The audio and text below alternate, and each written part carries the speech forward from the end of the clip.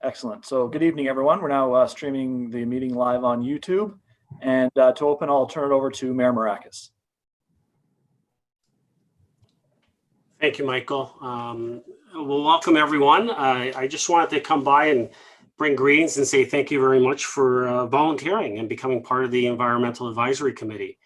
I've always said, volunteers are the backbone of our community, and we are truly blessed in our community because we have so many people that are willing to volunteer their time to make our community a better place. And that's ultimately what the purposes of any of our committees or task forces is looking at how we can build our community and build it in a way that makes it better, not only for today, but for the future generations. And so, when we speak about the environment, I know that that's probably one of the more key elements when it comes to the environment. It is about creating an environment that will benefit our future generations.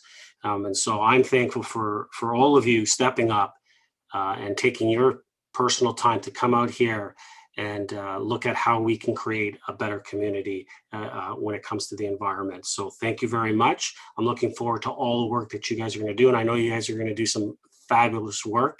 And I'm looking forward to seeing those recommendations that come to council. So thank you again. Enjoy the meeting. And as I said, I'm looking forward to seeing the great work coming out of this committee.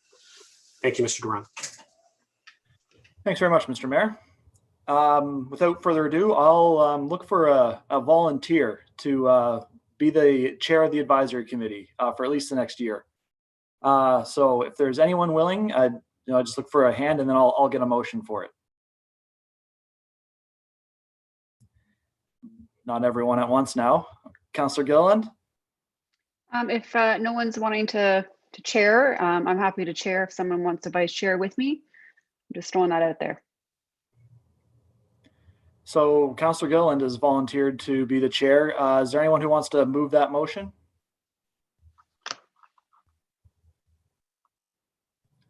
Okay, I had Colin first, and then Barry, you'll second. Excellent, thank you. So that's a motion to make Councillor Gilliland the chair, moved by Mr. Bridgeford, or moved by Mr. Brown, seconded by Mr. Bridgeford. Any discussion on the matter? Seeing none, all those in favor? And any opposed? The motion carries. So Councillor, now Madam Chair, I will turn it over to you to do a motion for the Vice Chair. Thank you, Mr. Clerk. Can I get a motion to elect a Vice Chair, please? If anybody would like to volunteer for that position, put that on the floor.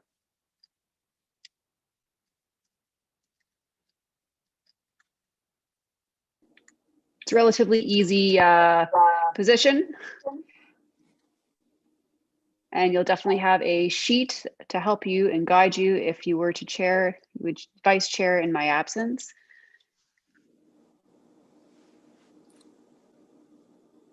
Councillor Gartner. Can I get a seconder for Councillor Gartner? As this is a new, is this Colin Brown? Meeting? Yes. Colin Brown, can I get a seconder? Crystal Robertson, thank you. All right, so if I can get a motion to elect Councillor Gartner as vice chair. All those in favor? Opposed? Perfect, that carries. Great. Can I get a motion to approve the agenda? Anybody?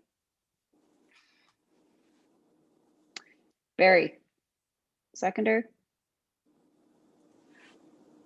Crystal, that's great. Any declarations of pecuniary interest? Seeing none. Perfect. All those in favor? I think I actually missed a spot. Linda, if I am a little rusty, it's been a long time. Thank you. Since we haven't really chaired in a long time. Please correct me if I missed a couple things. Will do, thanks. All those in favor? Sorry, I didn't get that. That's great. Okay, perfect. So next on the agenda is, I have receipt of minutes, but we don't have any minutes. Is this correct? Am I reading this correctly? That is correct. So it's just none, not applicable at this time. Okay, perfect. All right, that's what I thought. Next time. Okay, perfect. So I do have some delegations. First delegation is Alex X representing Greener Days regarding marker recycling in Aurora. So I guess we can start with that. Thank you so much. Let me just share my screen, okay?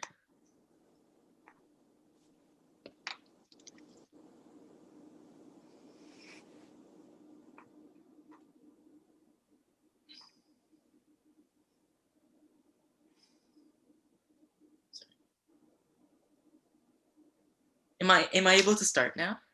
Yes, go ahead. Okay, thank you. Hi, Aurora. There's a dried marker in my hands right now, and there are two things I can do with it. The first is also the most common. When we throw it into the garbage bin, allowing it to be shipped around the nation and ending up decomposing for 300 years in places like this person's backyard. The second option is also the exact opposite. It's unknown to many people, yet so simple. It's when we place it inside of a cardboard box, and when grouped with dozens of pounds more, will be sent to a facility to recycle into something better. That was the exact definition, explanation, meaning, and description of marker recycling. In other words, what I just mentioned is everything you need to know about recycling our markers, maybe even enough to convince you to take action. But you're wondering, do markers even create enough waste to be considered for recycling? And probably, is the workforce needed by Aurora to recycle our markers worth it? And last but not least, what about the cost? Number one, let's say that everybody in Aurora threw out just one marker per year. That's already around 56,000 markers gone into the landfill because the population is around 56,000 people. And because a marker is 14.7 cm long in length, if all of them were put in a straight line, they can stretch from Aurora Town Hall to Newmarket. It's also interesting to know that this straight line can go up and down the CN Tower 14.8 times. This means that the markers we throw away in Aurora one year can touch the sky and the airplane in the clouds. Because each kilogram of plastic releases 6 kilograms of carbon dioxide, as much as 1,310,400 kilograms of glacial ice will melt each year. A marker is 3 times bigger than a battery. It's 6 times heavier than a pack of silica gel and takes 12 times more petroleum to make than a sheet of paper. I ask of you, why can't Aurora recycle their markers? Number 2. So listed below are the steps that would be required to make this possible in Aurora. So step number 1 is we need 9 cardboard boxes. That's because Aurora has 9 public facilities. Step number 2 would be to put a marker recycling label on the boxes, and then put each one in a public facility for the public to participate. And finally, step number 3 is when the boxes themselves are full, we would print out a shipping label to send them to the dedicated recycling facility. Now, I don't deny that we do need to take these 3 steps and maybe a few more. But Aurora, in return, we get these 12 benefits in full and probably a whole lot more. So I ask of you, why can't Aurora recycle their markers? Number 3. So after you heard me describe the number of waste that markers produce, the number of benefits we receive in return, and the small amount of work that we need to do to make this happen, you may be expecting there to be a price tag to make this happen. And there is. When we use TerraCycle to recycle our markers, we would be paying an average of 6 cents per recycled marker. So let's say everybody in Aurora recycled 1 marker. then the total price would be around $3,360. But I really genuinely believe that's a fair price to save nearly 1.5 million kilograms of ice melting per year. And it may be very possible that the cost I mentioned is very high. Unfortunately, for marker recycling, I can personally say that you will never have to pay because there is a free program. Crayola Color Cycle is a dedicated project by Crayola that recycles our markers by melting the plastic down to a diesel fuel that can power objects, such as school buses, for free. We can send any type of marker, and they provide shipping to their dedicated facility, partnered with JBI, which is an energy company. They take care of everything, and that is it. So I ask of you, why can't Aurora recycle their markers? Because this is why I think we must. Thank you. Thank you, Alex. That was a fantastic delegation. Lovely. May I have a motion to receive the presentation? Anybody? Councillor Gartner and Colin Brown. Perfect. And do I have any comments or questions for the delegate? Colin? Here we go. How much carbon's created by the diesel fuels if the markers are burnt down into diesel fuel? And how much fuel is created and how much carbon is created from the diesel fuel? So basically what happens is, I didn't say this in my presentation, but I don't know the exact number created of carbon created from diesel fuel making, but based on my research, I found out that they said that by making the markers into the fuel, they create less waste than like sort of that machine. So there's a machine basically that melts the markers down into fuel. They just use heat sort of, and then it turns into diesel fuel. So basically, they say that that machine would release less emissions than a natural gas furnace of the same size. So that is more environmentally friendly than like another source of heating, for example. So it's fairly environmentally friendly to make it into fuel. That is what I did research. And overall, it does save a lot more than like throwing out the markers into the landfill, which is the problem that's happening right now. And your other question was that, could you please repeat your other question? Colin? All right. Yeah. So I was just wondering how much what's the net carbon effect of putting it into diesel fuel and then using it as fuel? Mhm. Yeah, that's a really good question. So basically, because like hold on, I know I read this somewhere. Hold on. So basically, because we're making it into fuel and that we can reuse, yeah, to be honest, I don't know the exact number of that. I'm sorry, but it would definitely I know we save it takes 6 kilograms of carbon dioxide to make 1 kilogram of markers. So to do that, we would be saving that much kilograms of carbon dioxide by recycling, maybe around like maybe a good half amount, because we're not throwing it, because we're cutting out many processes of elimination by like not throwing it into the landfill, and then not like having like the extra time and money spent on that and decomposing for 300 years. So the thing is that because this can turn it into diesel fuel immediately, that does save a lot of like, that does help the environment a lot. But again, I'm not sure about the exact number. I'm really sorry about that. Colin, any more questions? No, that was it really. Yeah. Okay, perfect. Councillor Gartner, you had some questions for the delegate? Thank you. Following on the same line, I'm assuming it would create less carbon than actually creating the diesel from other sources. But I think in order to decide, we would have to know what the net benefit would be. So through you, Councillor Gilliland, maybe that's something the delegate could find out for us. If Yeah, it's going to cost the same amount of carbon as it would to manufacture the diesel through, regular processes, then it's not worth it. But I have a feeling it would take less.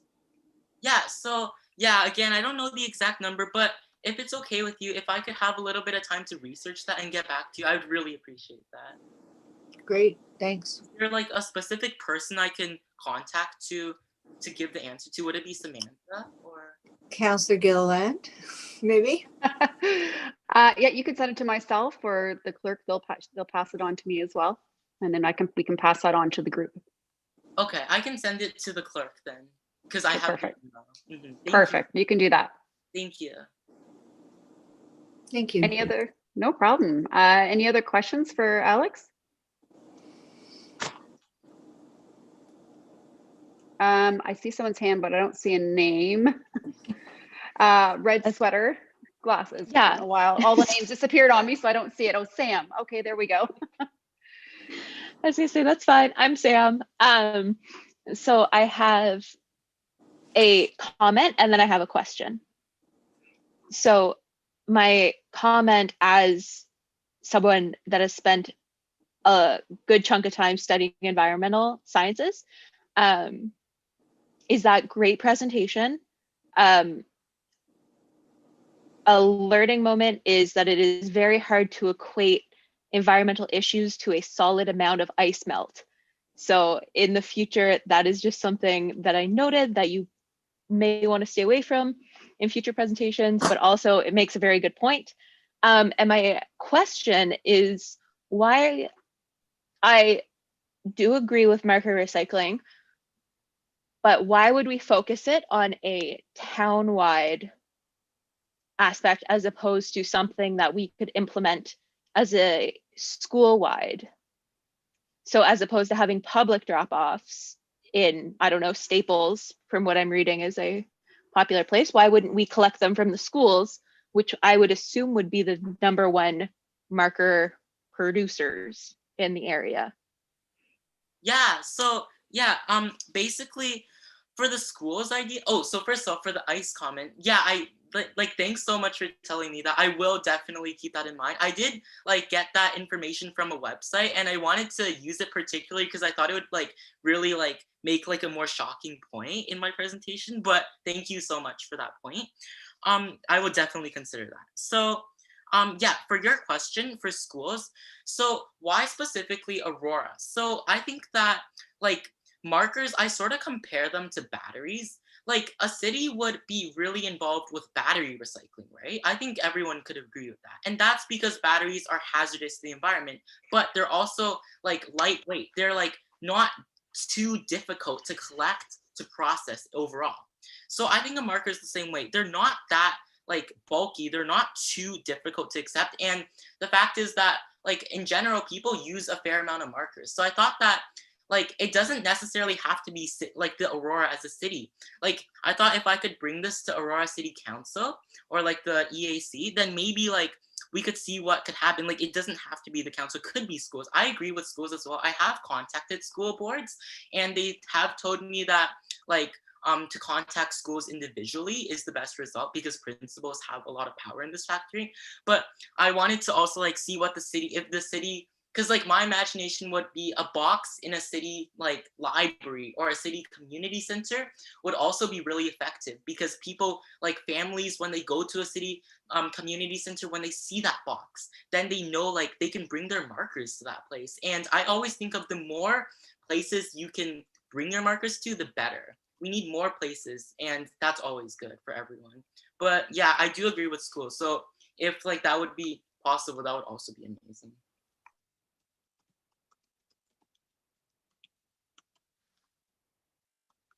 That's great. Any other questions, Sam? No, I think I'm okay. If the sorry, I'm looking for the correct term. If they would like to reach out to me, I would also be open to giving more feedback on their presentation or anything, but you can find my email online. Perfect. Okay. And you could also maybe put it in the chat if you wanted to provide that information in the chat for Alex? Yes, please. That'd be really good. Perfect. Mr. Clerk or Miss or Linda, is that acceptable to put that in chat? No issue with me. If they're comfortable, if someone's comfortable putting their email in there, then that's fine with me. Okay, perfect. Great. All right, well, thank you very much, Alex. I really appreciate the presentation. Thank you. That's great. All right, so on to the next item. I believe the clerk has a presentation. That's correct, Madam Chair. Perfect. All right, so do I need to put a motion on the floor for you to do a presentation, or just a presentation on the orientation? Now that I think of it, I think a motion for to receive the last presentation would be appropriate, and then same one after I'm done to receive Gotcha. mine. Been a while. All right, so can I get a motion to receive the presentation, please? Crystal, second. Sam? Perfect. All right, next delegation. Just call the vote, Madam Chair. Oh, I'm so sorry. And I'll call the vote. All those in favor? Approved? And that passes. All right, so 6.2, Michael Duran, Town Clerk, regarding committee orientation. So thank you, Madam Chair, and thank you to yourself and members of the committee for having me tonight. I just want to give a brief presentation over on the advisory committee structure with the town. You have an impressive first meeting agenda tonight, so I won't take too much of your time, but so I'll just share my screen now. And I'll just confirm, Madam Chair, you can see that? That's correct. Awesome, thank you. Okay, so just with my presentation, a couple notes on the agenda, just role of the advisory committees, committee members, chair, staff, just how the interaction with council, committee, staff, and the public works. Some procedural issues centered around good governance, local boards, code of conduct. Sounds bad. Once we get there, it's really not that bad, so I'll explain that. And it's just some final do's and don'ts for committee members joining town committees. So what is the role of the advisory committee? Council may establish ad hoc or advisory committees to provide opportunities for members of the public to have input in decisions of towns. That's straight out of our policy on advisory, ad hoc, and local boards. The role of committees. Of course, an important tool for civic engagement, have been for many years. Committees provide a venue to facilitate formal public input on programs and ideas and assist in enhancing the quality of life in the community. Committees provide recommendations, advice, and information on specific areas of municipal service delivery, as set out in terms of reference to town staff. Committees fulfill this role by informal meetings discussing issues brought before it. So, in itself, we're in a formal meeting. The discourse is generally less formal than you might see at a council meeting. There's, of course, we do encourage the through the chair and Madam Chair and things like that. You won't get in trouble, I don't think, if you forget to do that. I think that's fair to say. All right, we'll move on to role of committee members. So committee members are selected to provide expert advice to staff and service delivery in specific areas. Comments of the committee are generalized and presented in the minutes, and committee members should participate fully by freely expressing their views on a topic of discussion, actively listening to fellow committee members, town staff, and the public, and of course, respecting different opinions. The role of the chair. So each committee has a chair to ensure equal participation of all committee members, ensure respectful debate by all committee members, and ensure effective and efficient meetings. It is the role of the chair to maintain order and decorum in the meeting, rule on all procedural matters. I think Councillor Gillen knows there probably won't be too many procedural matters, but you never know. And if you always have Linda or Rashida to help you with those. Receive and submit to a vote all motions that do not contravene the rules of procedure. Decline to put vote which do not comply with the rules of procedure or not within the jurisdiction of council. I haven't seen one of those yet. So I think another one that shouldn't happen too often, and announce the results of the vote on any motions presented for a vote, that is. Role of staff. So each committee has at least 2 town staff members assigned to it. the committee liaison or the committee coordinator and the staff liaison. So the committee coordinator tonight is Linda Bados, who will also, we also have Ashita Sonije, who will be the committee sometimes, the committee coordinator sometimes as well. And the staff liaison is Natalie Keel from our engineering department. Committee coordinator is responsible for preparing and distributing agendas and minutes, providing procedural advice, assisting committees, and also assisting committees in adhering to practices that allow for efficient and effective decision-making within the mandate of the committee. And then the staff liaison is responsible for bringing forward issues for discussion within the mandate of the committee and reporting to general committee and on advisory committee recommendations when appropriate, either in a staff report or memorandum. And just finally about staff, staff does not take direction from committees according to this principle. Only the CEO and council may direct staff to action. So that's why you'll see a lot of our memos that come forward. They ask for staff to consider the comments of the committee in a report generally to general committee, which is council. So we will bring forward items, and we like to hear what the committee has to say. So, it gives us some real world perspective on initiatives we're about to put in front of council. And so the advice really is invaluable in terms of what are we not considering, what are we over considering, what's a bad idea, those sorts of things. And then once the report goes to council, the advisory committee review section is where you'd see what the committee thought of a particular initiative that was before it. Procedural issues. So committee meetings follow the town's procedure bylaw, and committee coordinators can advise you on these rules. Like I said, won't be too arduous on the rules of the committee. Meetings are scheduled for 2 hours. Consider a committee business not completed within this time frame should be deferred until the next meeting. It's not a hard deadline, but we went a little overboard last term with committees, and we've done a good job of keeping them under 2 hours or under this time. We have a lot of respect for members' time, and certainly not here to waste it. Agendas are prepared by Legislative Services, that's my division, in consultation with the staff liaison and the committee chair. Committee members may add items to agenda for discussion provided there within the mandate of the committee, and the staff liaison chair must be consulted prior to the meeting.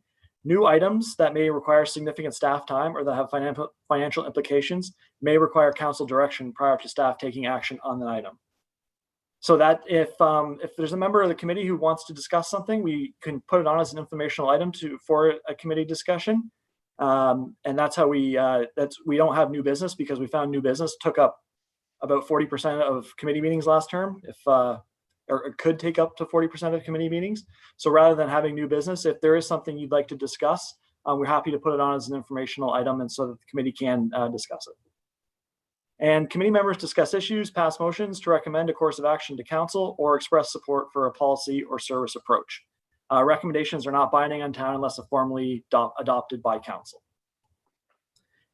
Hopefully this is the last procedural issue slide. It's not supposed to be this big of a deal. Minutes of coordinate committee meetings will be created by the committee coordinator.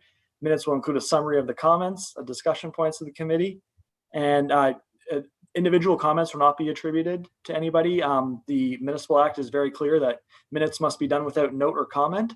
So that's just a general synopsis of what happened at that particular item.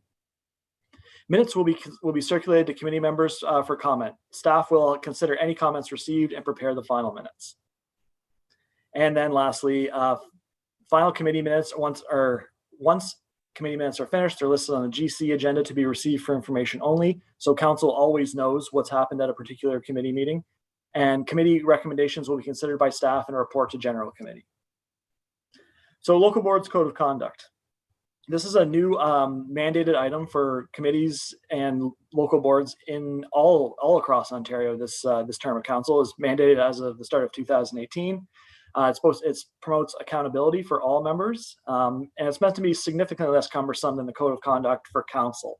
The way I generally describe it is that the code of conduct that Councillor Gilliland and Councillor Gartner and Mayor Marakis follow is, I think it's 39 pages long, with 20 or 25 rules, whereas the committee code of conduct is 6 pages and significantly less rules. So it's designed to reflect more that you're not councillors, you're not put in tough ethical decisions or situations all the time. So it's like I said, designed to be less of a problem. If you have any questions, either when I'm done or at any time, you can get in touch with me about this or anything really. So just some brief do's and don'ts. Focus on providing information or on providing advice to the whole community of Aurora. Listen attentively to other committee members, staff, and the public. Be open to further points of view and freely, but respectfully, of course, offer your ideas. And don't focus on your own agenda. Criticize other committee members, council decisions, staff, or the public, and discuss matters where council has made a final decision or not related to your committee's terms of reference. Authorized release of personal information. I don't think we get members to sign this anymore. I'll have to look into this. If we do, it's just, we won't share any emails, phone numbers, things like that. It's just your name will appear in the minutes and different parts of our website as well. And then that's it. So at this time, Madam Chair, I'd be happy to take any questions if there are any. Perfect. Well, thank you very much. First, I have a motion to receive the comments of the delegation for information. Is it appropriate to do that now, or should I do the questions and comments first? That's perfect. And then call for the vote at the end of questions and comments. Perfect. All right, so I'll do questions and comments first then. So anybody have any questions or comments for the clerk? Barry? At one point, it was indicated advice on policy and service delivery. Now, advice on policy, how critical are we allowed to be? I mean, we may be at odds with the way a bylaw is being applied. In other words, that's policy and service delivery. I mean, if we do that in a constructive manner, that's okay. I take it. Madam Chair, I would say that if the way you put it at the end, constructive and respectful manner, these meetings will have disagreements, certainly. And so I think as long as you're respectful to staff and say, maybe have you considered this way, or I don't necessarily care for this approach or something like that. I think, we hear it from other people too. So, it shouldn't be a problem as long as it's respectful. Yeah. Now on the issue of advice, recommendations, I heard the mayor say looking for recommendations to council, but in your presentation, I take it that any comments are directed to staff. Was there a spot in your presentation where this committee could recommend a specific issue to staff rather than? Absolutely. In terms of recommending a specific issue, I would, let's say you have issue A and you want to talk about it, ask myself to include it, or the chair to include it. And I would also include Natalie. She's important as we get through this. She'll be the one who undertakes a lot of the committee's work. So just that you'd like to have this discussed at the next meeting, and then either there could be a motion from a councillor, one of Councillor Gilliland or Councillor Gartner, to council to get something rolling if required. It could be something that staff's already working on and a report's forthcoming. So I would always encourage you to raise these things. It's, like I said, council direction on initiatives is required. So if there has to be a process there, but you're certainly welcome to add issues through the informational items to be discussed. So a motion to produce a recommendation to staff couldn't evolve from a piece of business being discussed in a current meeting. It would have to be reintroduced for the subsequent meeting. Is that right? I guess it sort of depends, I guess, on the situation. I generally, yes, I don't, it's difficult to imagine or to put it into, or I guess to understand what the situation is, and then we'd have to make a call at that point. But for the vast majority of the committee's business, it's staff's initiatives that we want the committee to provide feedback on. And quite frankly, staff's work plans are full, or generally full. And so with council direction, we can take other things on, but we won't be able to constantly be doing projects for committee members like. Barry, any other questions? What, another question? Well, I'm not totally satisfied with the response, but I mean, time will tell how things evolve. Thank you. Thanks, Barry. Anybody else have any questions? No? Okay, I just had one comment on some feedback with that. And as much as I see the value on both sides between staff and instead of the new business and items for discussion, I think it's great that we have the opportunity to have open discussions on things that do our areas of interest that come to the chair. Like today we have a roundtable discussion, which I think is great. And I look forward to continued items on there. And hopefully from that is spawn some sponsorships of motions that actually make some change happen. And without having these open discussions and having a healthy conversation about it, maybe it wouldn't go that much further. So there is change that can happen through a new business. It's just the way it's structured and introduced is just a little bit different. Anyway, now's the time for me to have a motion to receive the comments for the delegate for information. Can I get a mover and a seconder, please? Councillor Gartner and... Excuse me, Councillor Gilland, I have a question for the clerk. Oh, certainly. Go ahead, Councillor Gartner. Mr. Durand, you said that new business isn't part of the agenda, that anyone from the committee can put something on as an informational item. Sometimes members of the committee may not have something in advance of the meeting agenda. So can that be requested at the meeting if somebody has an item that they want discussed at the actual meeting? Mr. Clerk? Through you, Madam Chair, I think that's possible. I would suggest before approval of the agenda so that it could be an amendment at the, and I don't even think an amendment's necessary. I think with the motion to approve the agenda, it would be that the agenda as issued by Legislative Services be approved with the following addition, listing the item. I wouldn't have an issue with that. Okay. And I would just ask that members take a look at the agenda. If there's 5 items that are fairly significant, maybe if it could wait to the next meeting, I would suggest that. 2 or 3 item agenda, it probably wouldn't be a problem. Thank you. So just to say in my own words what you just said, if somebody who's on the committee comes to a meeting and has an item that they want to discuss, when we are approving the agenda, they would just raise their hand and say, I have such and such an item. I believe it's time sensitive, or I believe it's something that needs to be discussed tonight.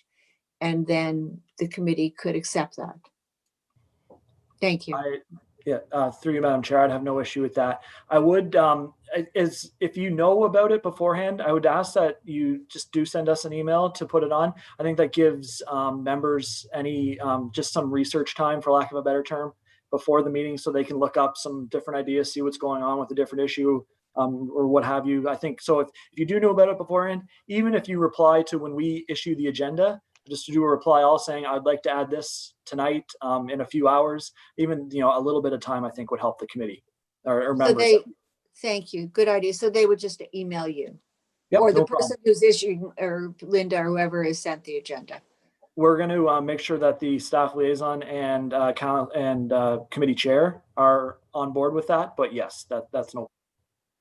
Okay, just as long as, this is a new committee, just as long as everybody can understand, what the process would be if they had an item.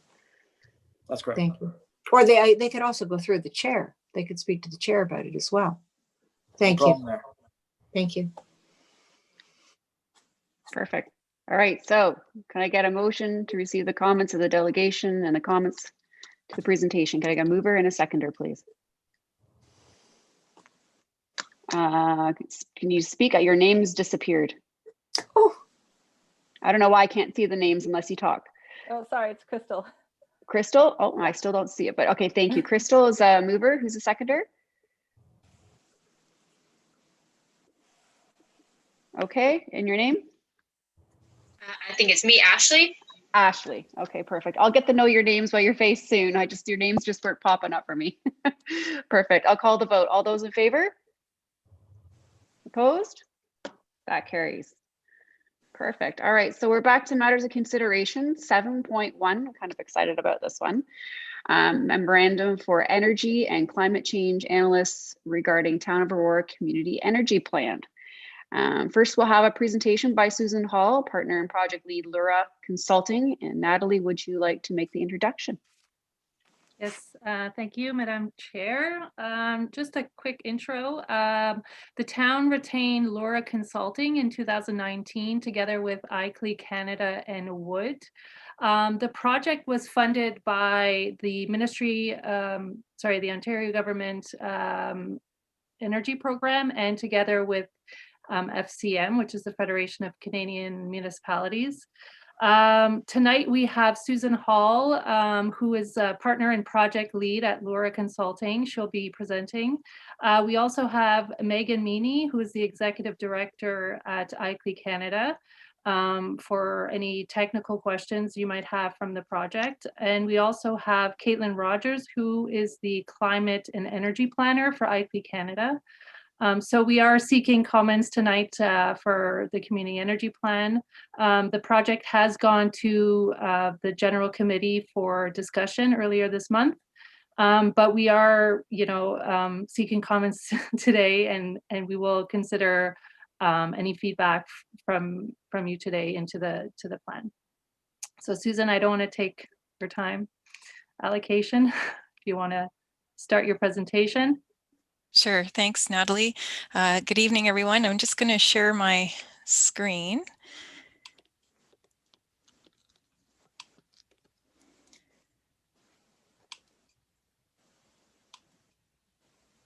Can everyone see that okay? Yes? And hear me okay? Okay, great. So again, my name's Susan Hall and I'm with Lura, and we're really excited to be here, Megan, Caitlin, and I, to present to you the community energy plan that we've been working on with the town. So we'll try to go quickly through our presentation so we've got lots of time for questions and feedback.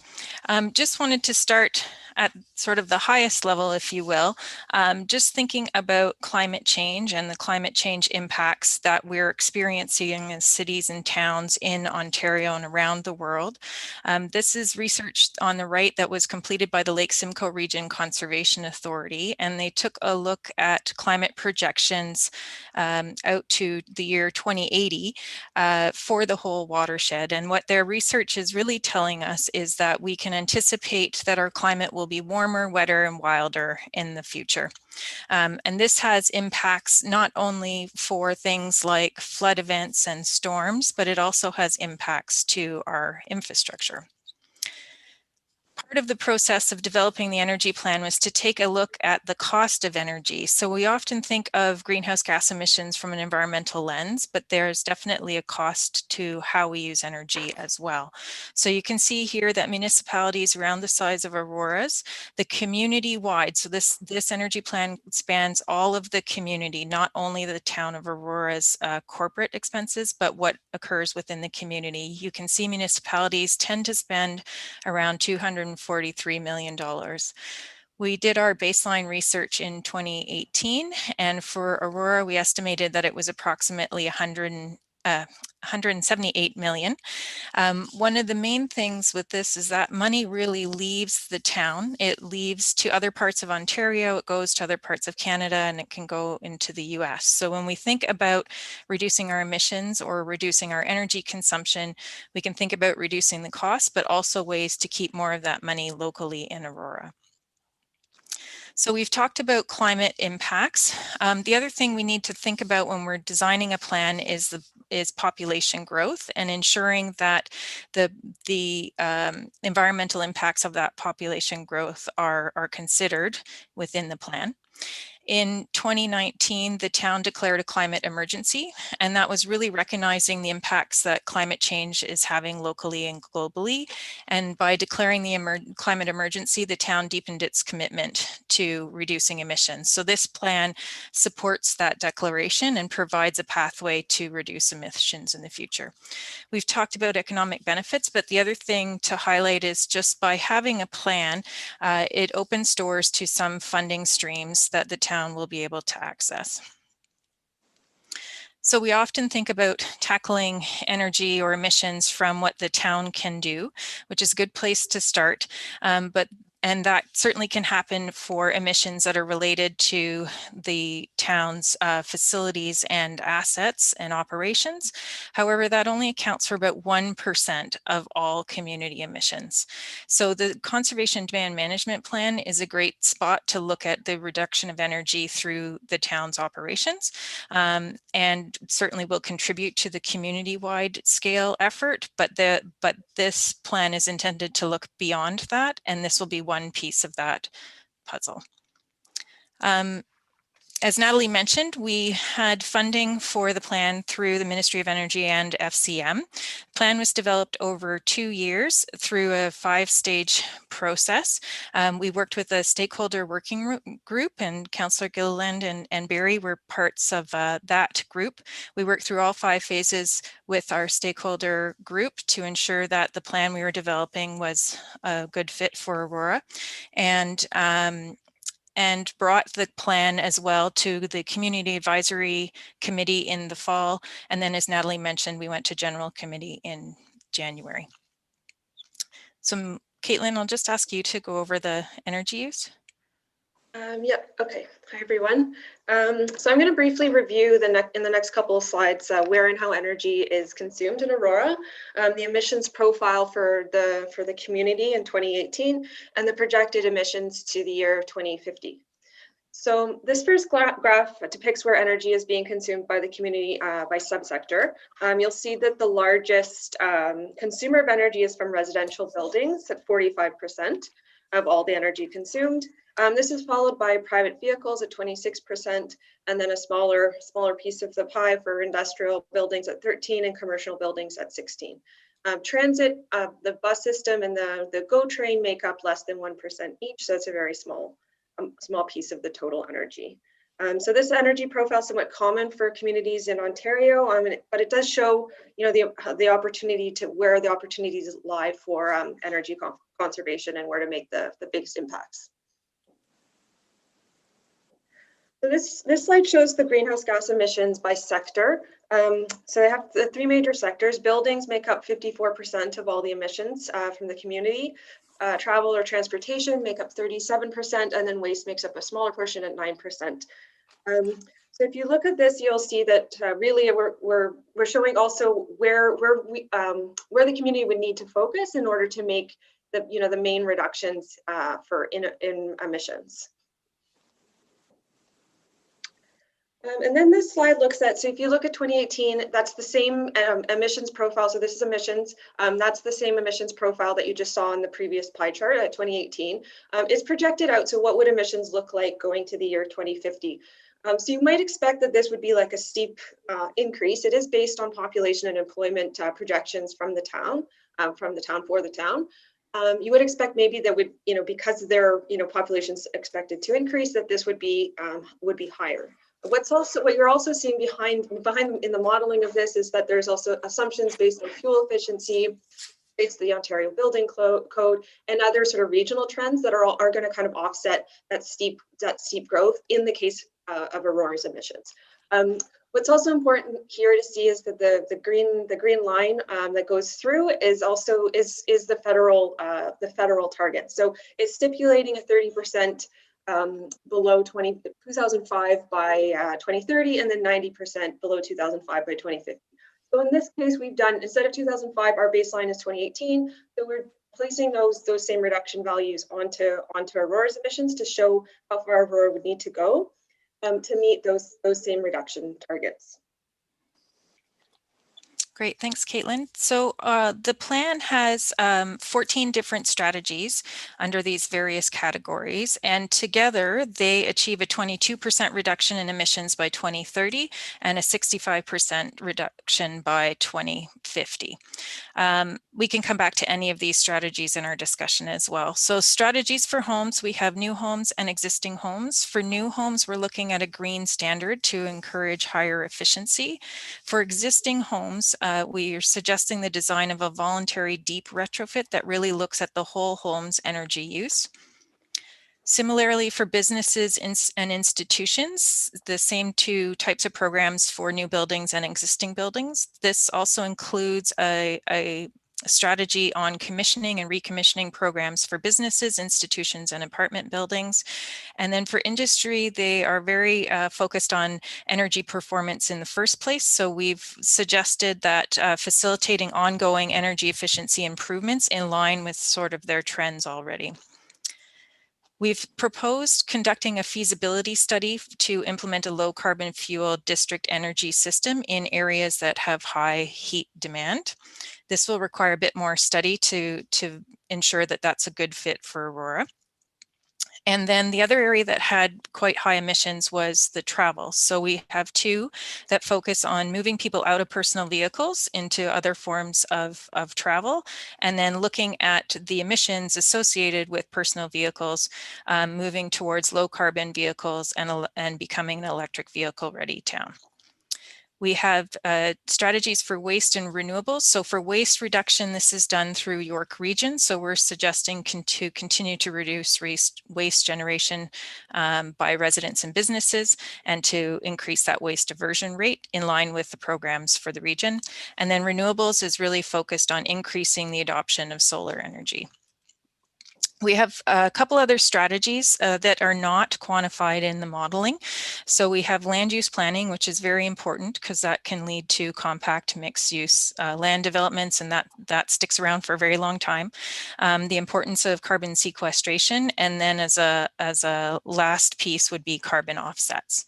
So together you can see that the cumulative impact is over 200,000 tons of greenhouse gas emissions by 2050. The plan includes a series of recommendations for implementation. We've included some funding recommendations around the near-term projects, highlighted the importance of engagement and communication. We're suggesting a 5-year reporting and renewal cycle aligned with that community conservation demand management plan. The enabling components covers a variety of other things that the town can do from policy perspective, training, advocacy lens. And then we've identified potential partners for organizations that have similar mandates or may have an interest in supporting implementation. And implementation would be led through the town with the establishment of an implementation working group. And then that working group can bring in internal and external partners as needed to support the projects that they undertake. And I think that's the end of our presentation. So happy to accept any questions you may have. Perfect. Thank you very much, Susan. Can I get a mover and a seconder to put the item on the floor? Margaret and Barry. Perfect. Do I have any questions or comments for Susan or Natalie? Councillor Gartner? And then Ryan will be next. Could you let Ryan go first? Sure. Thank you. Ryan?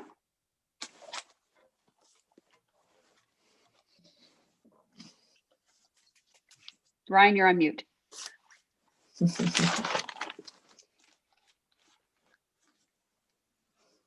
you hear me now? Yes. Perfect. Thank you. Just a quick question. So you mentioned in your presentation that the town of Aurora joined 457 other cities in declaring a state of emergency or a climate emergency. So I was just looking at that. So I guess that what that means is greenhouse gas emissions have to be reduced by 80% by 2050, which is a really big target. You also mentioned that FCM and the Ministry of Energy provided funding. So I'm just wondering, where's funding going to come from to implement the changes in the plan? Is that coming from the government or is that coming from the town? I'm just kind of curious as to how that's going to work. Natalie or Susan, who wants to take this one? I can start with what we have in the plan, and then Natalie, or Megan, if you want to jump in. That's a great question, Ryan. So what we had done, because this is a 30-year planning horizon, we had identified some funding opportunities for the initial projects that would sort of be the first ones out of the gate, if you will. So there's a couple of projects that are already in discussions at at the town or underway. So the green standard for buildings is something that the town is already working on. So that one's moving forward. The town already had a request for an active transportation master plan in budget discussions. So that one's been identified as budget for the town. And then the other ones like the residential retrofit program or some of the other ones that would maybe take place a little bit later, we've identified some opportunities for funding through FCM or through the Green Municipal Fund. A number of other municipalities are also looking at some private investment or some partnerships for funding. So I think those details kind of come as those projects come on board. Natalie or Megan, I don't know if there's anything you want to add. No, I think you've covered it. Yeah, the Laura identified some potential funding opportunities for some of those town-led projects within the plan. So when those projects start coming forward and we start doing budgeting and, you know, project development and details of what those projects will entail, we'll be seeking funding if available, if those projects have available funding. And I'd just add that every provincial and federal funding cycle comes out with new kind of announcements in this space. So keeping track of pending funding opportunities will be an ongoing task.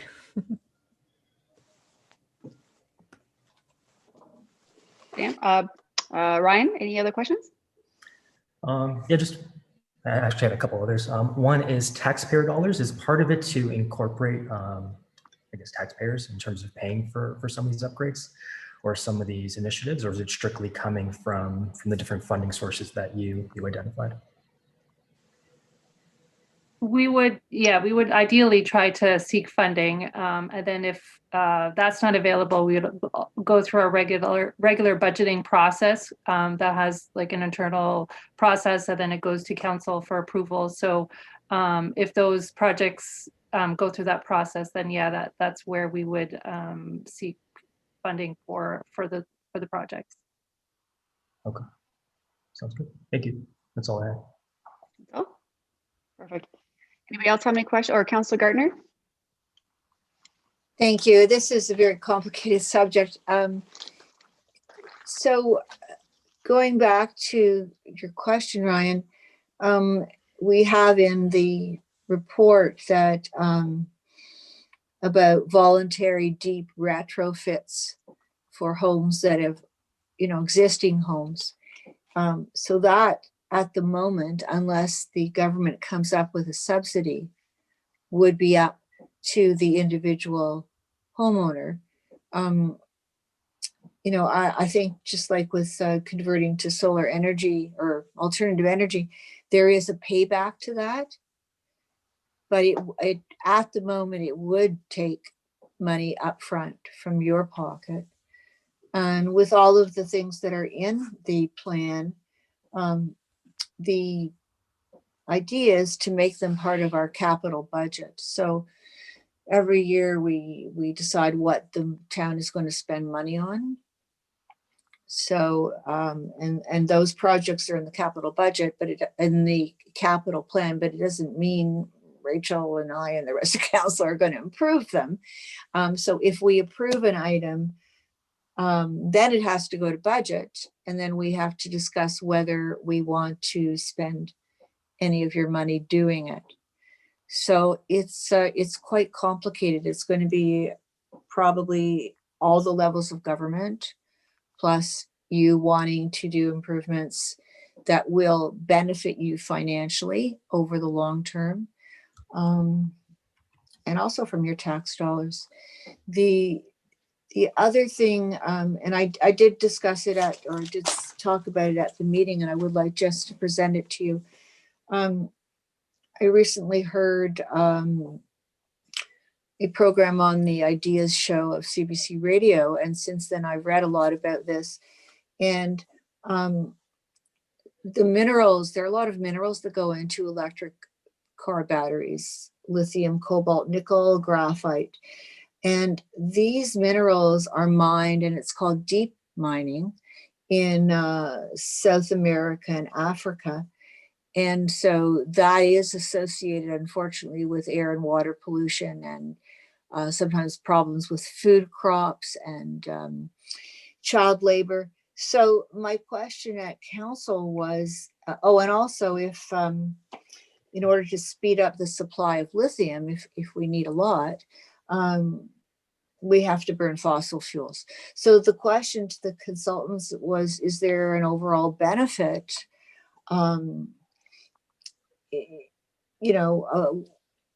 Is there an overall energy benefit with respect to making these electric batteries and using them?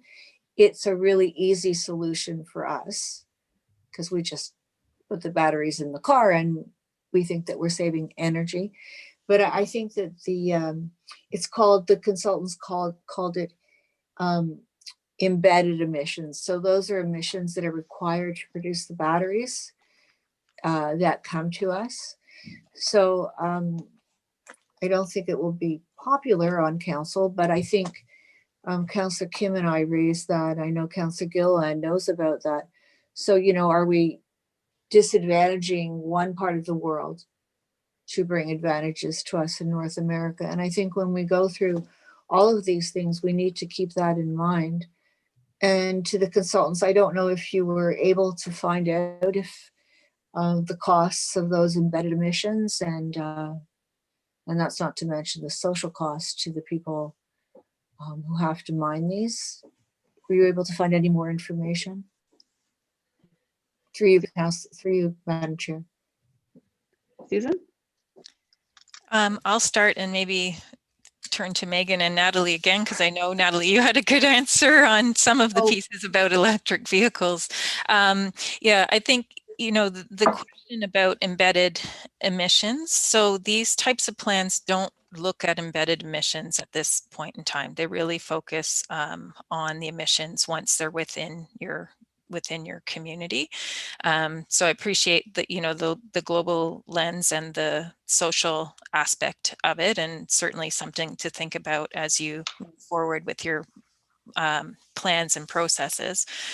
I think what the plan does try to do is tackle that 37% of emissions that is from travel. So we have a very big piece on buildings and we have a very big piece on transportation. And so we need to have strategies that get people out of personal vehicles and reduce the impact of those personal vehicles if the town wants to achieve its carbon reductions. So I don't know, Megan, if you want to speak more about embedded energy aspects or emissions.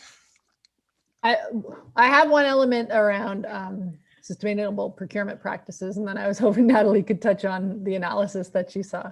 I know one way I've seen local governments kind of exercise these concerns is around the establishment of sustainable procurement policies and policies that address the social sides of sustainability. And so I think that's what, certainly, like, you can only use those kinds of practices in purchasing your own vehicles, the things that you own and operate, but it's a way to kind of show leadership in these areas of concern. And I'll pass. So I'll just jump in. So at this point, like Susan said, at this level of the plan, we don't have this deep dive analysis for each project recommendation that's coming out of the plan. As each project gets developed, we're going to dive deeper and then get into these types of questions and analysis that you're bringing up, which are absolutely important, in this case, especially for electric vehicles and the industry. So when those projects come to council and when they come to this committee, hopefully I'll be able to answer all those questions to your satisfaction. Overall, I can just give you some general information, maybe like a preview to what's coming later. Because you did bring it up at the council meeting this month. And so I definitely the next day started putting together my report to get the information for you. So in terms of embedded emissions, for a province like Ontario, so electric car vehicles are only as clean as their grid, right? So we have a quite clean grid compared to other provinces, like if you compare it to Saskatchewan or some provinces out east who have a lot of coal in their electricity grid. So from an operational standpoint, we have massive reductions in greenhouse gas emissions when you compare to, internal combustion vehicles. So that's from an operational point of view. From the battery, lithium battery production and manufacturing side, yes, there are carbon emissions. They probably make up maybe 20% or less of a vehicle's total, life cycle emissions. So that's considering all the manufacturing that goes into the batteries and the other parts of the cars as you operate the car and as you dispose the car at the end of its life. So those batteries do have, embedded carbon associated with them that need to be considered. But due to the fact that overall, especially with the operation of a very clean electricity grid, we're still looking at about 50% less emissions from an electric vehicle compared to an internal combustion vehicle, considering all those added emissions that come from a battery and the production from the battery. So that's just one point. And then the second point I think you brought up was the deep mining for the minerals. Another piece for that is that the elements from the batteries can be recycled indefinitely.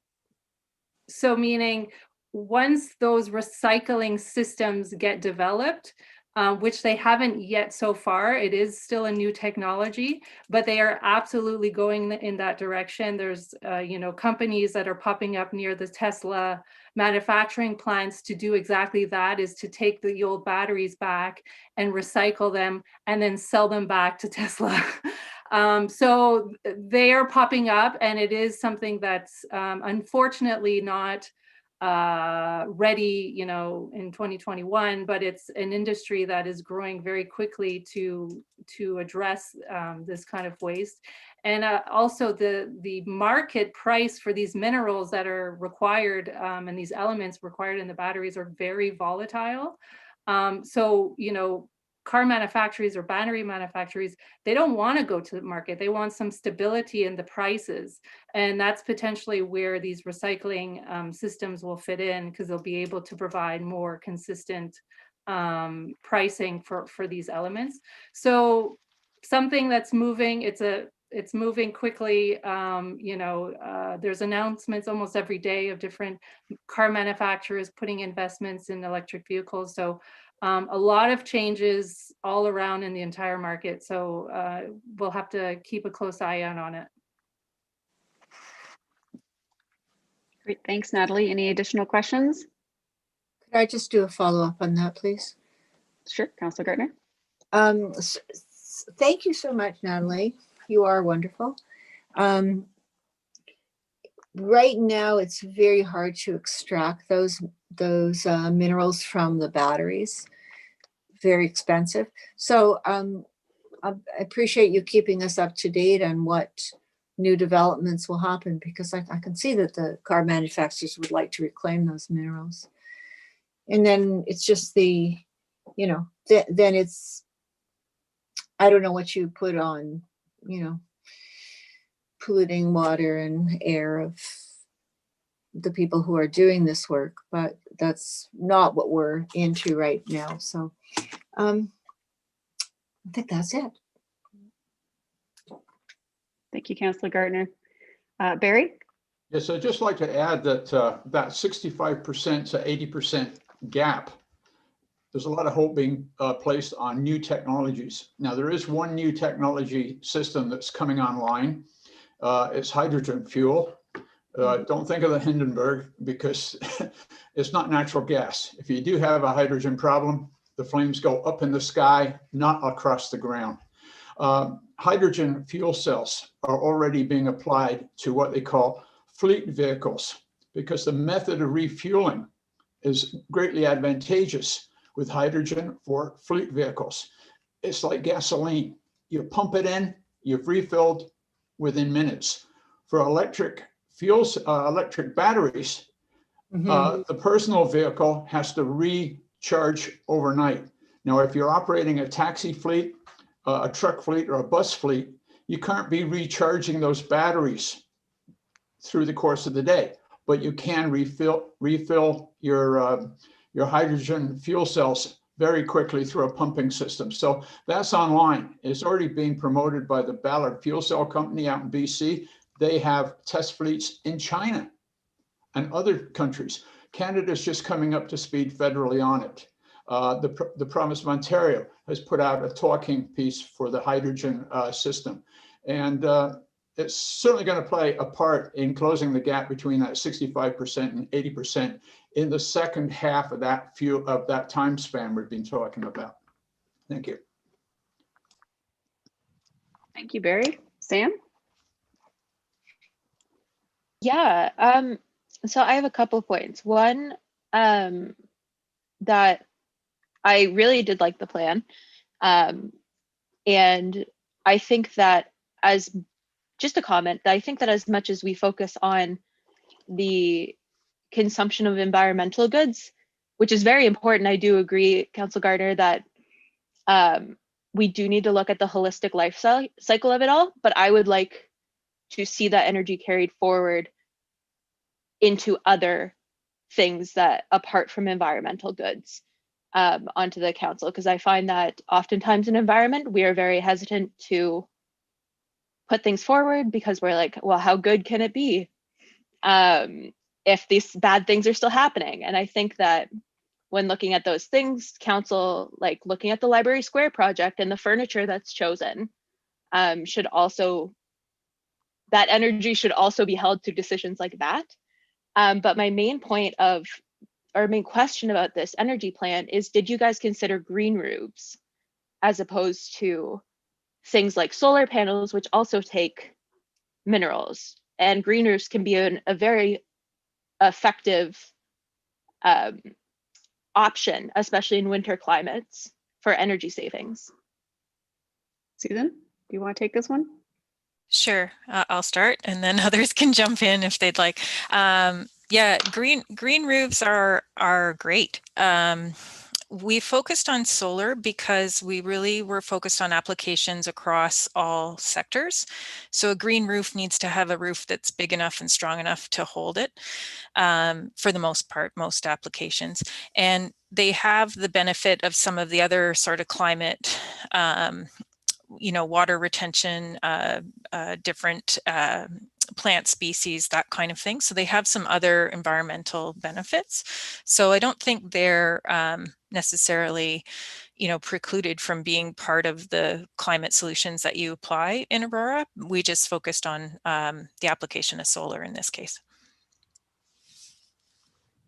And I think that the groundwork for applying them in new builds is very well established.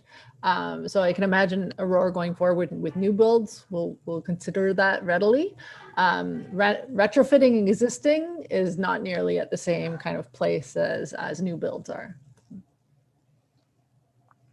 Yeah, and it will be considered in our green development standard when it gets developed. Okay, Thank you. Sorry, can I? Yep, Sam, go ahead, follow up. Yeah, thank you. That's great. I was primarily thinking about new builds and about industry specific. Like I'm sure Toronto has been applying to their new builds of over a certain square footage, I believe. Yeah, that's great. My main concern with the plan was it was relying heavily on retrofitting of old homes, which I don't disagree with. I just think it can be a hard sell.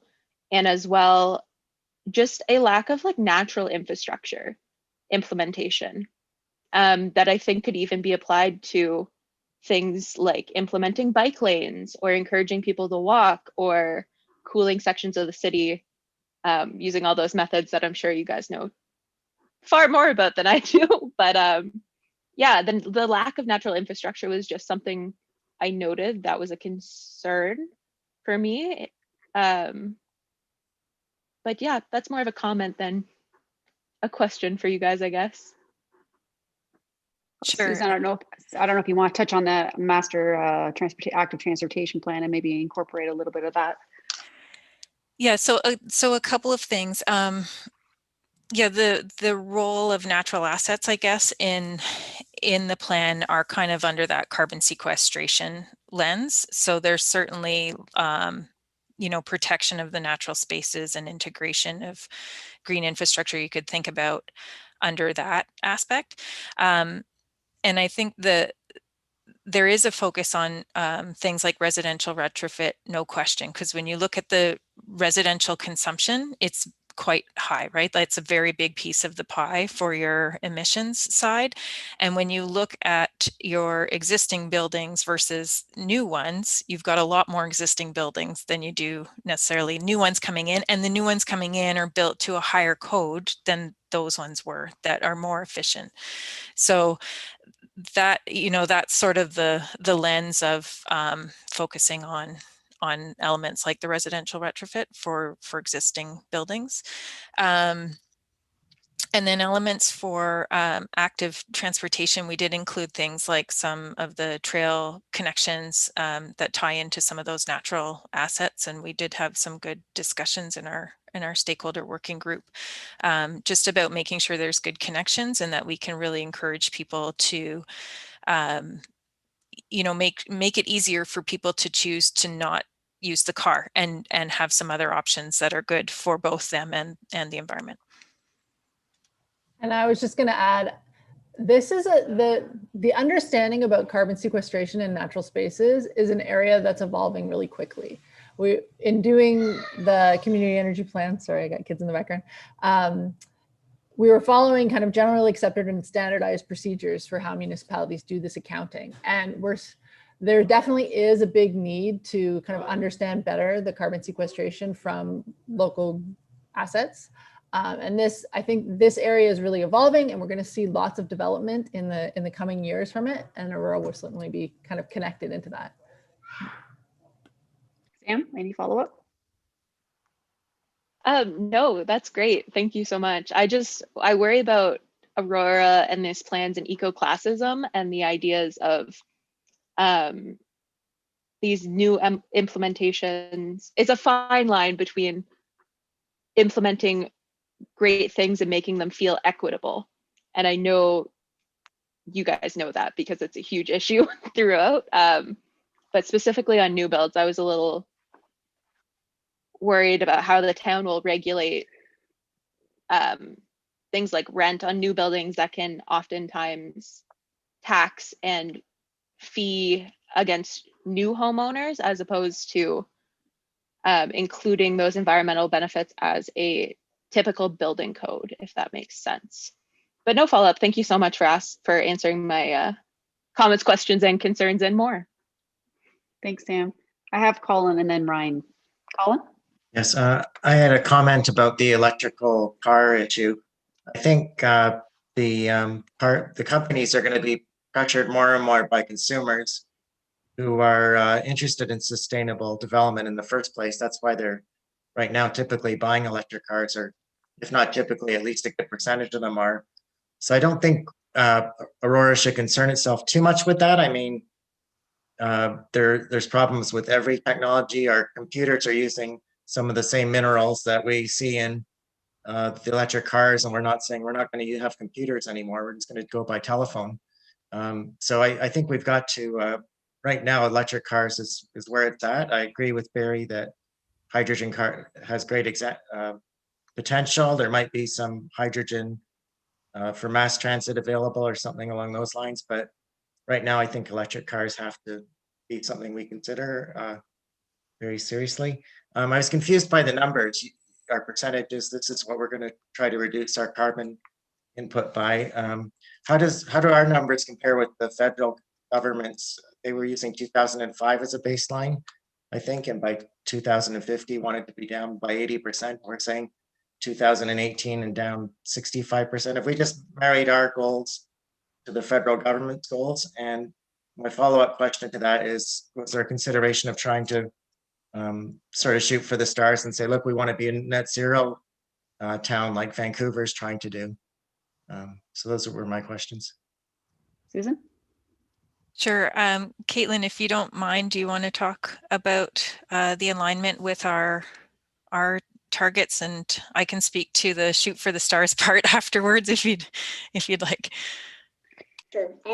So in terms of the alignment with the graph, I mean, the graph that I showed you earlier in the presentation just has, obviously the Aurora baseline and the federal baseline is different. The federal baseline, as you said, is 2005, and then for Aurora, it's 2018. So we've just taken for that graph just to, as a way of comparison, what sort of the federal target of 80% would be applied to the Aurora baseline. So it's just was to give a visual. In terms of the reduction potential, what we've done is we've modeled out each of the strategies that were quantifiable to get to sort of estimate where we would fall with these strategies. So that estimation got us to 65% by 2050, and then we've sort of said in the plan that it would be on the pathway to 80% by 2050. And I don't know if Susan, you want to speak, if you want to speak about those larger ambitions, but certainly net zero would be great. But in terms of what we've shown, it's simply sort of a calculation or an estimation of where we would get to. Thanks, Caitlin. I can add. Oh, I have a bit of feedback. Okay, there, that's better. Yeah, we certainly did have those discussions, and I'm looking at Barry and Councillor Gilliland in our working group about, well, let's go as far as we can go. And the group really focused on what those strategies were and what it meant for Aurora and would it be a good fit. So our uptake for solar, for example, we had a lot of good conversation about what would make sense in Aurora for ground mount solar versus rooftop solar and what the opportunities would be there. What did we think would be an aggressive but still ambitious and achievable retrofit target for these programs.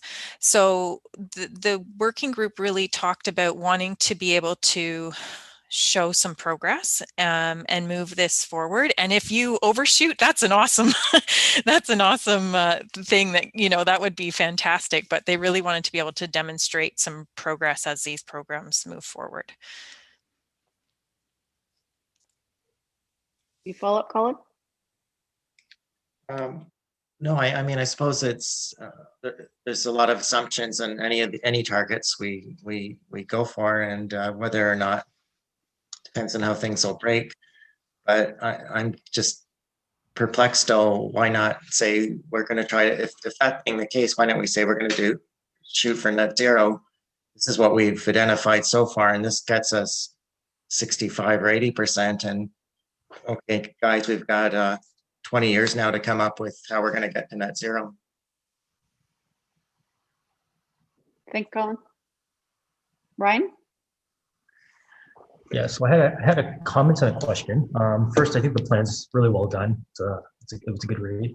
My comment is just related to residential new construction as well as retrofit. So I'm fairly new to Aurora. I moved in maybe 2 years ago. So we live in a new house in a new subdivision, and I believe there's about maybe a couple hundred homes in our area. And I was really surprised at kind of a lot of things that were not done in our home. And I think there's a lot of free things that can be done, assuming that the town has the ability to legislate that with builders.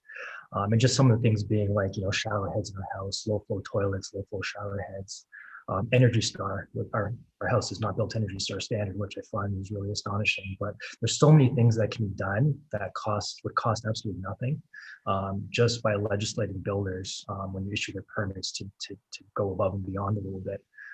And that can be done relatively quickly, because now, as a homeowner, you've got to go and spend money on something that really wouldn't have cost much at the moment of truth when the home's being built. So just wanted to kind of make that comment there. And then my question is implementation. So obviously there's really aggressive targets here. to get things in place really quickly. So just kind of curious as to the next steps with the plan and timeline for implementation. Thank you, Ryan. I don't know who wants to take the building code addressing and then the other point that Ryan had talked about, next steps. Who wants to take that on? Sure, I can start, and then Natalie, I don't know if there was pieces you wanted to add to from the town's perspective, but yeah, the new construction side, Ryan. So the town will be developing or is in the process of developing a green standard. So that's certainly where some of those details could be looked at of what gets included or doesn't get included in a green standard, depending on what the details of that looks like. So I think there's some good, feedback that could flow probably into that process of what could be done for new construction.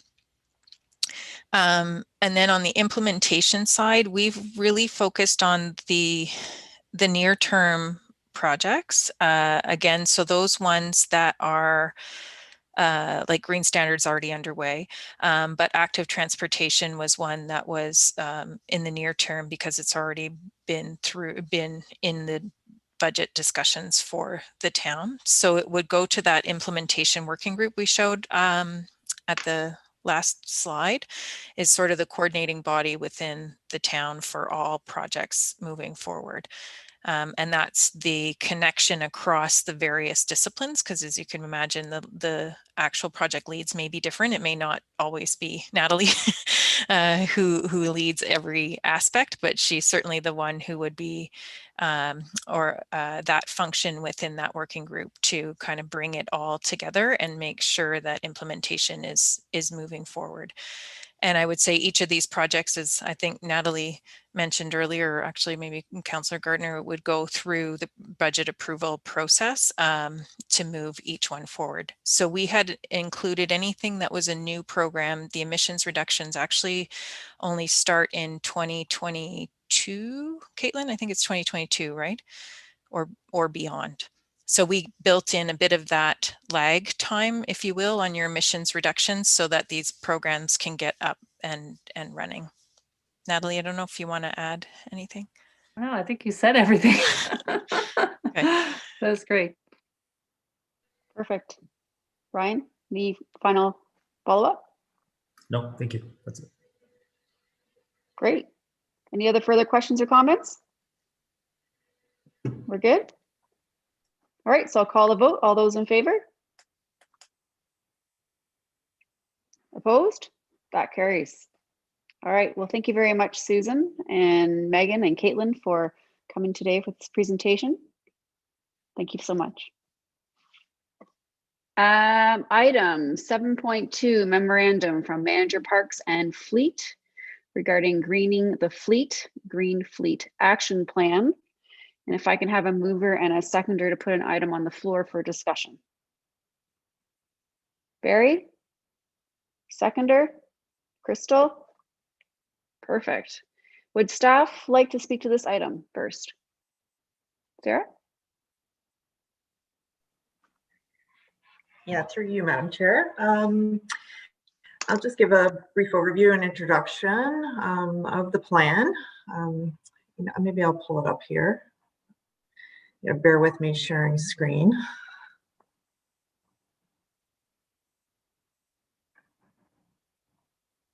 Does everybody see that? Yes. Yep, okay.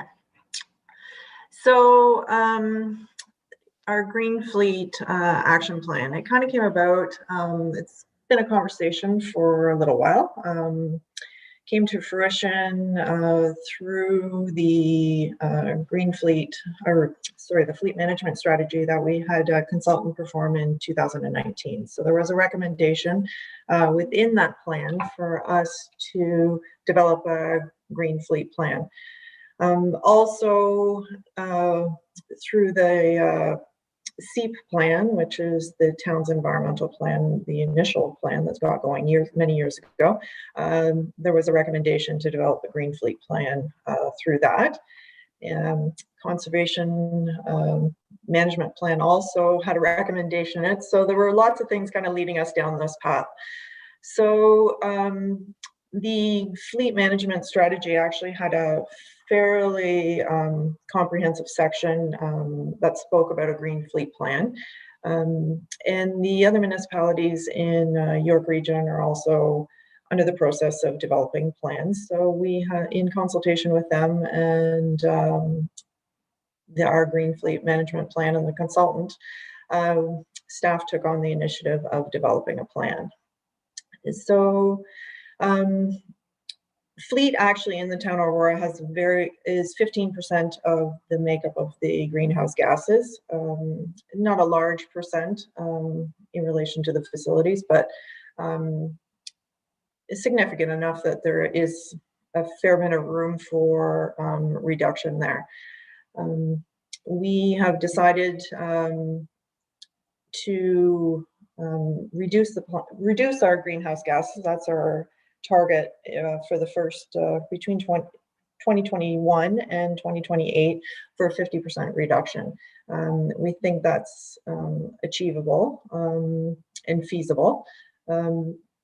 More so not from converting to EV vehicles, but a lot of background things that we can do just because the technology isn't totally there in fleets currently for us to convert over to alternative fuels.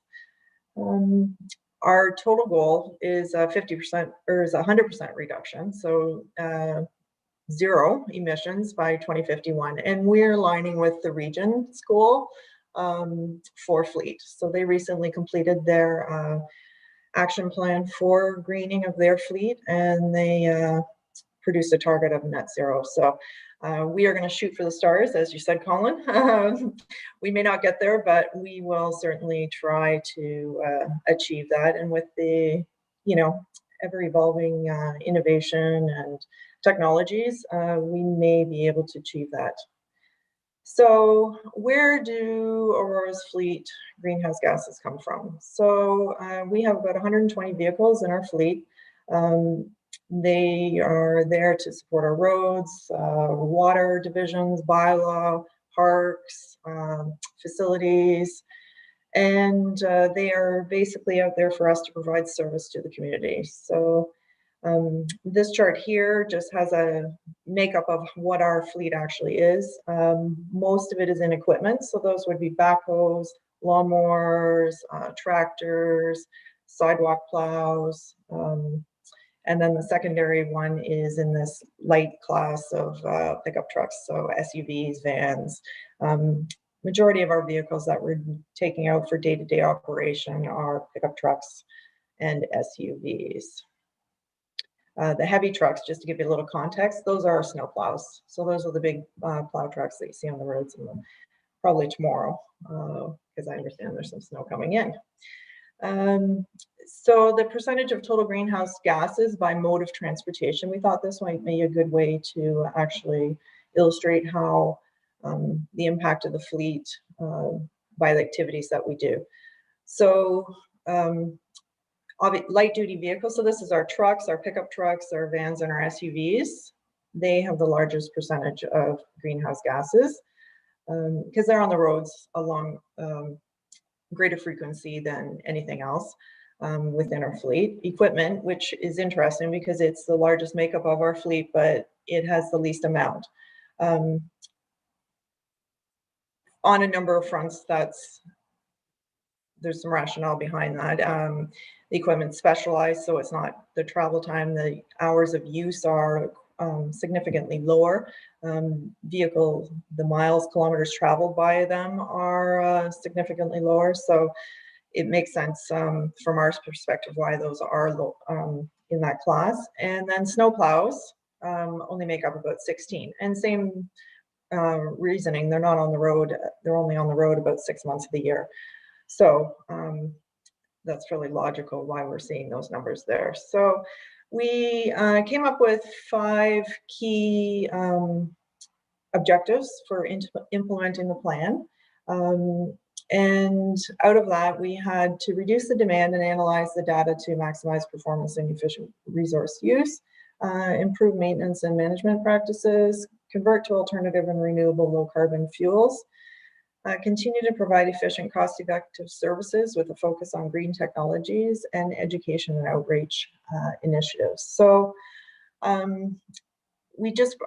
thought it would be simple to break it down into actions and the impact of doing some of these actions. We wanted to keep them fairly tangible, something that could be achievable and the general staff would understand. So as the users of the fleet, the staff that are out there driving the vehicles, things that they would be able to understand, comprehensive, things that we would be able to implement, and things that would make a difference. So that's basically, I'm sure you've all read it. I won't go through everything, but that's how I've laid out the plan. And then the measures for success. So obviously, what leads to a successful plan is the implementation. So obviously the corporate culture that encourages environmental leadership, I think we are, we're good as a corporation at that, but we can certainly be better. Me on the park side, the green side of things, it comes fairly naturally, but when there's other areas of the corporation, you know, there's some education that needs to be had there. We need an internal champion. So Natalie certainly is a champion for it. Us as fleet will be the driver for this plan, and we will hold ourselves and the rest of the corporation accountable for this. Commitment to the greening of the fleet. It has to start from the ground up. So everywhere from the frontline workers right up to senior management and council. So if there's buy-in at all levels, then we will certainly reach those goals, and they'll be more achievable. Management of risk and a willingness to experiment. I think that's important. That comes with innovation. We have to be open to change. We happen to be open to ideas, and maybe we try something, we're not successful. We have to be able to, at the end of the day, dust ourselves off and go a different direction if it's not working for us corporately. Strong communications team to share successes. I think it's really important as staff, if you're seeing what you're doing and sharing that with the organization, and when staff realize that there are successes that they've contributed to, it goes a long way. Commitment policy, clearly defined timelines and responsibilities. Procurement policies, I know that's part of Natalie's plan also, to assist with acquiring best-in-class options. We need to do a little bit of work in that. It's not always easily achieved. Municipally, usually it's the, you know, the low bid gets the procurement, but that's not necessarily always the best way to go. So there's some room for some improvement and some conversations with our finance department with regard to that. And they're certainly open to those discussions. Prepared green fleet plans based on practicality that are living documents and evolve with innovation. So we do want to have this plan. We figure it's a moving, living document. It'll be updated every 5 years, especially because the technology is so changing. So we hope to be, we'll be doing deep dives into the greenhouse gases and what our emissions have been, what percentage we've achieved. So that'll be updated every 5 years, and maybe there's some new technologies and things and financials that need to be addressed in the next 5 years of the plan. Reliable and consistent fleet operating data, that's important as well. Currently, fleet within the town of Aurora, we're just in the process of having management systems and consistent data extraction. So our record keeping is getting better, so that's going to help us with achieving this goal. GPS is also really important, the telematics, especially when running a green fleet. The information that you can glean from them is invaluable, and measurable and achievable goals. So that's kind of an outline of the plan. So I don't know whether anybody has any questions, comments. I'd love to hear them because this is a little outside my knowledge base. Let's just say that.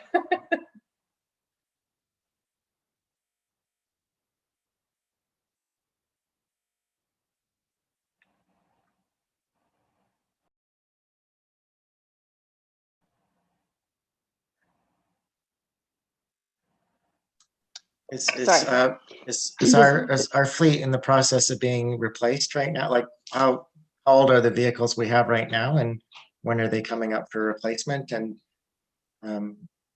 yeah, so sorry. No, that's all right. Through you, Madam Chair, there was something froze there, so I don't know that I caught it all, Colin. So I got the gist of that you're looking to see what age our fleet is, what our replacement schedule is. Anything else? Right. And what the replacement policy would be. Like, so I took it you're not looking at electric cars, you're looking at hybrids, is that, or hybrid vehicles? To be honest, nothing's off the table. Right now, in 2020, we actually purchased 3 hybrid vehicles, just because we felt, well, one specifically for bylaw, one for roads, and one for parks. We're trying out the technology. Everything we can see is that we haven't received them yet. Probably won't receive them for another couple of months, but we just thought that was a good start. It's a way for us to explore the technology, see how they function in the field. So electric, full electric, totally open to full electric. I know, half-ton trucks are coming on. The manufacturers are starting to bring them out in 21, 22. There's 2 or 3 different models. So if they can perform what we need them to do, we will certainly look at electric. And I think at the end of the day, our fleet will be mixed. There will be hybrids, there will be full electric. There may be hydrogen fuel celled vehicles as the technology progresses. I think it's the right piece of equipment. The way we're looking at it is we need the right piece of equipment to perform the work. So if it's not available in a full electric, then we're not going to go down that road, because our big focus is to be able to continue to deliver the service to the residents of Aurora. So if technology gets in the way of that, and us being able to provide efficient and effective service, and if we can't meet our maintenance standards, then it's probably not a viable option. So I think it'll be a blend at the end of the day as technology advances. So as for our fleet, the fleet is, I would say, probably midlife on average. It's probably about 6 years old. That's the average age of the fleet. But, certainly there's 10-year, 11-year, 12-year-old vehicles within the fleet. And there's brand new vehicles as well. So definitely we can make some gains in some of the replacement of these older vehicles. And our fleet management strategy actually identified that we should be doing so. So we've modified the life cycles to reflect that. So on average now, our vehicles are being replaced in around that 9-year mark, depending on what the class of vehicle is. So that just gives you a little bit of an understanding of what the fleet makeup is and what our life cycles are. Thanks very much. You're welcome. Thanks, Ms. Teekamp. If you could maybe stop your screen share, I can see the panel. Sorry, I was muted earlier, so nobody could hear me speaking. Yeah, there you go. Perfect, thank you. Great. Does any of the other members have any questions or comments for Ms. Teekamp? Crystal? Yeah, you're just speaking about kind of the procurement piece, and I was wondering, are there already any green or like environmental factors included in the weighting in procurement and fleet, or is this kind of like starting from zero with including those measures? No, it's not. We have a green procurement policy, but it's more so for everyday goods and things like that. It's not specific to fleet. I think some of our issues when it comes to fleet are we need to be able to look at an evaluation matrix that ticks the boxes, that these are, you know, it fits this criteria, and it's fairly simple for us to do that. We just need to work with procurement to do that. Like right now, for us to purchase green items like you know, for the shop, cleaning fluids, things like that, it's an easy process because our procurement policy already deals with that side of it. It's just more so for the actual purchase of the vehicle. So it's writing things into this specifications, and there's some certain language around shall and must that kind of need to go in there. and there's some challenges financially currently, just with purchasing green, especially from a fleet side, because anything that's EV or electric or even hybrid is substantially more money, and we haven't been budgeting for this. So most recently, that's when we ended up with these hybrid vehicles. We put out our tender with just a traditional vehicle and then a hybrid model. And we were actually very surprised when it came back that for us to purchase the hybrid model, it was only really about $5,000 more per vehicle.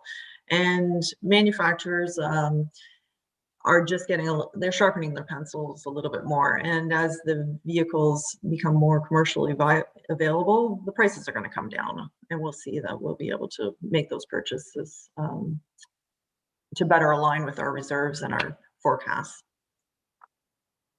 Great, thank you. You're welcome. Colin?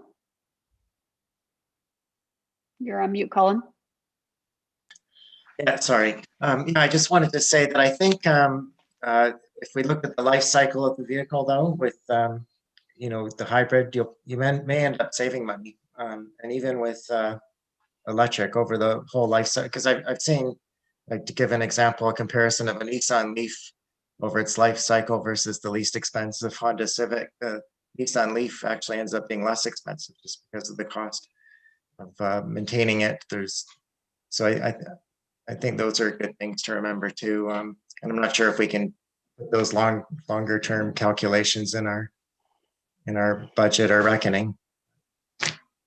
Yeah, just thought I'd throw them. Yeah, no, absolutely. I mean, we do recognize that, you know, even though some of the upfront costs will be more at the end net, we will have invested a lot less in fuel, in maintenance, in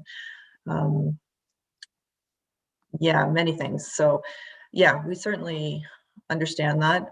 I think it's our problem, or our large problem right now, is just the fact that we don't have any real tangible costs for some long-term planning. So that's why this 5-year evolving living plan is going to be important, especially for fleet, because you know, technology from the manufacturing side of it, from all the conversations we've had with manufacturers, we're not going to see any strong commercially viable vehicles for fleet applications probably till after 2030 to hit the market. So and that's to bring it down into like a more cost-effective route for us. So once we have some of those early estimations out of manufacturing, then we'll be able to project some of that out in our 10-year and 20-year forecasts to help us build reserves and be able to financially afford it. Colin, do you have any follow-up? No? Any additional questions? Sam? Yeah, just a point that I'm looking to clarify in the plan, specifically under the second key objective or the first, for the green fleet, are you looking at incorporating GPS and other such units into the current fleet? Because I understand it will take however long to replace the fleet with hybrids or whatever, but the fleet we have at the moment, are you looking at installing GPS to better understand their efficiencies? So currently, all roads and water vehicles have GPS. They're all GPS enabled right now. So what we're looking at doing is expanding it and putting it within parks and bylaw vehicles. So we'll have the full fleet GPS enabled, so we'll be able to extract the data from all pieces of the equipment that are out there. So as I said, the telematics that we can work with to help us understand, you know, what the drivers are doing, idling wise, vehicle kilometers traveled, and all the maintenance requirements will go a long way. So once we can add the GPS to the rest of the fleet, we'll be able to understand our fleet a little bit better and implement that information into our management practices. So, Sam, any follow-up? No, that's great. I'm just concerned that's a lot of data and who's going to do that? So that's my area of concern, is that if you aren't doing it now, adding more and then figuring out who's going to do it is might want to be looked at if you haven't already. No, we have looked at it. We have in the last year, we've hired a fleet supervisor. We haven't had that position currently. So there's somebody dedicated to managing fleet, which has been great. And he is a wealth of knowledge when it comes to this. And the actual GPS companies that provide us with that service, it's actually really easy to get the data extraction. You know, the KPIs that it can produce, and a touch of a button, you can have a lot of this information available to you. So it sounds a little all-encompassing, but it's really not. Thank you, Ms. Teekamp. Councillor Gardner? Thank you.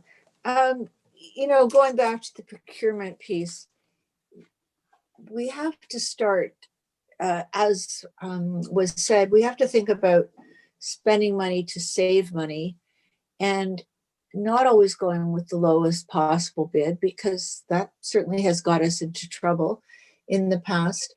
And there has to be a piece in there for the environment. It may not be, Sarah, I think you was talking about this, it may not be the lowest price, but it may be the best for the environment. And councils, because we're spending your tax dollars, you know, we always think about the bottom line, but the bottom line now, especially these days, has to encompass the environmental benefit that something provides. Right, Sarah? So Ms. Teekamp, I think if I may, I remember in council, we were presented with a procurement process that was going to be reviewed. And within that question and commenting, I'd asked if there was going to be a green lens kind of applied to that procurement review. And I believe you guys said that was something you were initiating. Obviously, it's not intact now, but could you confirm or touch on the fact that that is in fact something that we are trying to incorporate? No, they absolutely are. In the conversations I've had with procurement recently, and that is on the horizon for 2021. So there's a consultant, and it was actually recommended through the auditors as well. So there's will be some movement on that. Thank you. And Natalie, I'm sure in your department as well, there's a lot to consider. So perhaps you could touch on that just real quickly and what our initiatives are, or what we are wanting our initiatives to be procurement wise. Yeah, so we are looking to make some changes in the procurement process. Specifically, I believe Colin brought up life cycle costs into the equation, because oftentimes, especially when it comes to energy efficient initiatives, over a life cycle, it ends up being cheaper than more conventional means.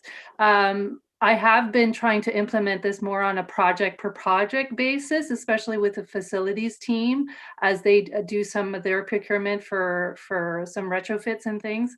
And that's where it stands at this point, is more of a project per project basis. But where we're trying to go is to have something that's more, town procurement wide, rather than, just these one-offs. So it is something that we're looking at, and I'm glad someone brought that up today. Thank you. Councillor Gardner, any follow-up? Well, I just,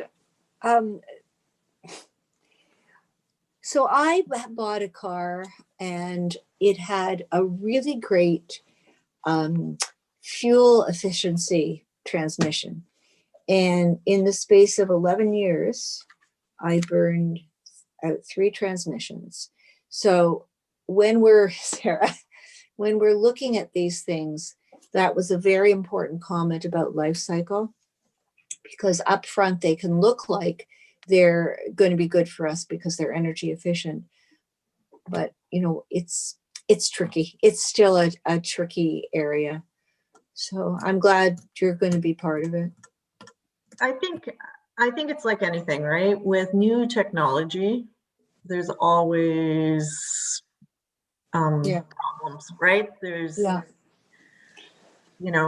first computers, there were a ton of problems, and I think as more fleet vehicles come on, I think the manufacturers, the users will provide feedback to them, and things will change. So it's just going to take some time for us to get there when it comes to procuring the majority of our fleet in green. But there's many other things that we can do along the way, like we're changing over to biofuel in 2021. So, that's an instant 5% savings just in our diesel there. We can achieve easily 3 or 4% of greenhouse gas emission reduction just by some driver training, just educating staff on hard braking and,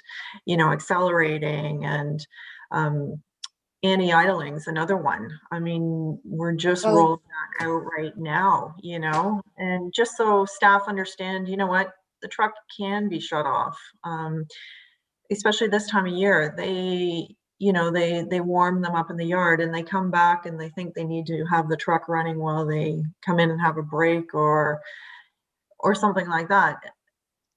They don't need to have it running, and them just understanding and educating them is going to go a long way. It's all about changing behavior. Yeah, it really is. And it's not an easy thing to do, but we'll get there. And I think that the telematics from the GPS are certainly going to help us, because those are the checks and balances, because we can say, you know what, we know you have the vehicle idling. We can see it, right? So can you shut it down? We know what you're doing out there. There's no need for it to be idling right now. So, and it's staff holding each other accountable. So I think we'll get there. Thank you. Thanks, Ms. Teekamp. Any final comments? No? Perfect. All right. So if there's no further comments, I'll call the vote. All those in favor? Opposed? That carries. Thank you very much, Ms. Teekamp. I really appreciate your presentation. Yeah, no, thank you. All right, so we do have another item up for discussion, 7.3 roundtable discussion regarding a private tree protection bylaw number, but I do see it is 9 o'clock. So I would think that it might be appropriate to defer this to the next meeting so we have some wholesome time to have this discussion. Barry, you're okay with that? Yeah. Okay, so if I may have a mover and a seconder to defer this to the next Environmental Advisory Committee meeting. Barry, can I have a seconder? Crystal? Perfect. All those in favor? Opposed? That carries. Perfect. We don't have any informational items, so that's great. Before I go to adjournment, if I could ask the clerk maybe to confirm the date of our next advisory committee meeting.